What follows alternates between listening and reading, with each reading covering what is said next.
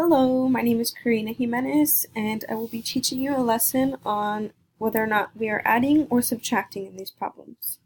So here for the first one over here, we have 6, and then the box that will determine if we're adding or subtracting, 3 to get 9. So of course, when you're adding 6 and 3, you will get 9, so that will be your first answer. Alrighty, and then we'll move on to this one over here. 8 adding or subtracting 6 will give you 2.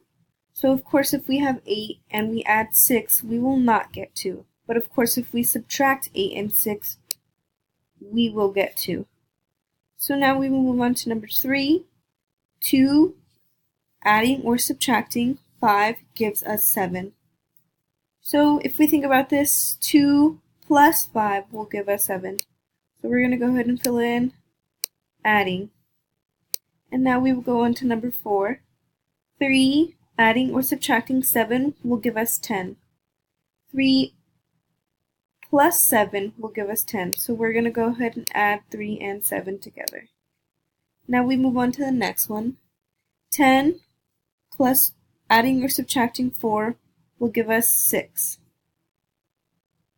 10 plus 4 will not give us 6. So of course the answer will be 10 subtracting 4 will give us 6.